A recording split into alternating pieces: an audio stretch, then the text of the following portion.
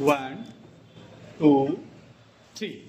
सच कहूँ तो ज़्यादातर भारतीय न तो नेपाली राजनीति से वाकिफ हैं और न ही उनकी उसमें कोई दिलचस्पी है।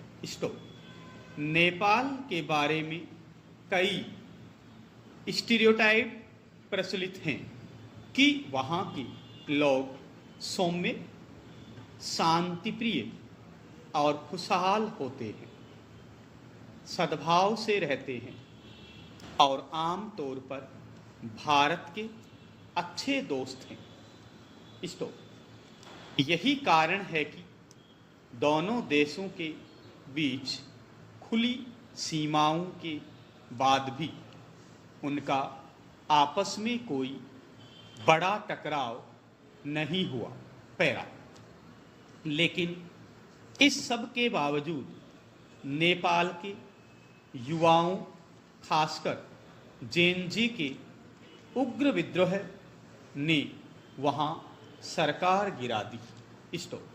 सितंबर की शुरुआत में सरकार द्वारा कई सोशल मीडिया प्लेटफॉर्मों पर प्रतिबंध लगाने के बाद विरोध प्रदर्शन शुरू हो गए थे। इससे पता चलता है कि ऑनलाइन पीढ़ी से सोशल मीडिया छीन लेंगे तो नतीजे अच्छे नहीं होंगे। लेकिन सोशल मीडिया पर प्रतिबंध तो बस एक ट्रिगर था। विद्रोहों के पीछे भ्रष्टाचार, भाई भतीजावाद, आर्थिक मंदी को लेकर गहरी कुंठाएं छिपी थी। लोगों में इस बात को लेकर गुस्सा था कि राजनीति कुलीन वर्ग विशेषाधिकारों का आनंद ले रहा है, जबकि आम नागरिकों के पास बहुत कम अवसर हैं। 2021 में हमारे एक और पड़ोसी देश श्रीलंका को भी मंदी का सामना करना पड़ा था। वहाँ जरूरी चीज़ों जैसे भोजन और ईंधन की भारी कमी के कारण यह स्थिति पैदा हुई थी। जबकि बांग्लादेश में 2024 में विद्रोह की चिंगारी 1971 के स्वतंत्रता सेनानियों के वंशजों या कहीं बांग्लादेश को आज़ाद कराने में मदद करने वाले लोगों के लिए 30% कोटा की बहाली से भड़की। तो आप पैटर्न समझ रहे हैं। हमारे 3 पड़ोसी देशों में हुए विद्रोहों के 3 ट्रिगर थे: सोशल मीडिया बैन, किल्लत और बेरोजगारी। इन सभी मामलों में कुछ ऐसा हुआ था जो लोगों के रोजमर्रा की जीवन को प्रभावित करता था। भ्रष्टाचार और असमानता को लेकर व्यापक निराशा ने समाज के सभी वर्गों को सड़कों पर ला खड़ा किया।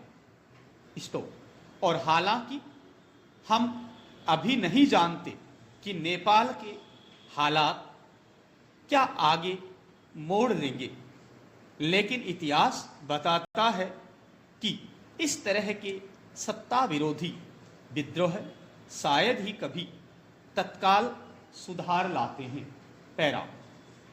सबसे अच्छा तो यही है कि चीज़ों को उफान पर आने से पहले ही रोक लिया जाए।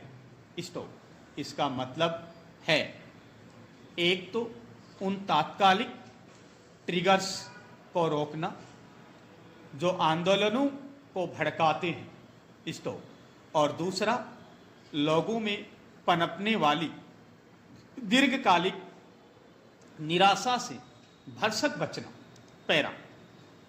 अच्छी खबर यह है कि भारत में इस तरह के संकट का खतरा कम है। तो हमारी अर्थव्यवस्था बड़ी अधिक विविधतापूर्ण और गहरी है। तो हालांकि हम अभी तक एक आदर्श स्थिति में नहीं हैं, फिर भी कई लोगों के जीवन स्तर में कुछ साल पहले की तुलना में बहुत सुधार है। तो हाँ, निराशा भी है, लेकिन भारत में उसे व्यक्त करने के कई आउटलेट्स हैं। चुनाव, सोशल मीडिया, अदालतें और क्रियाशील कानून व्यवस्था। तो खाने पीने जैसी जरूरी चीज़ों की किल्लत की हमारे यहाँ फिलहाल तो कोई आशंका नहीं। तो वास्तव में आज हम करोड़ों लोगों को सार्वजनिक वितरण प्रणाली के जरिए मुफ्त राशन देते हैं। तो डेटा सस्ता है और भोजन भी। तो कुल मिलाकर भारत में जिंदगी इतनी बुरी है या ना, पैरा यही कारण है कि हमारे यहाँ श्रीलंका, बांग्लादेश या नेपाल जैसी स्थिति बनने की संभावना कम ही है। तो हाँ, भारत की विशालता को देखते हुए स्थानीय स्तर पर यहाँ वहाँ कुछ उपद्रव जरूर हो सकते हैं। तो ऐसे में तैयार रहना ही बेहतर होगा। तो भारत को यह सुनिश्चित करना होगा कि ऐसी स्थितियां उत्पन्न न हो, स्थानीय स्तर पर नहीं और यकीनन केंद्रीय स्तर पर भी नहीं।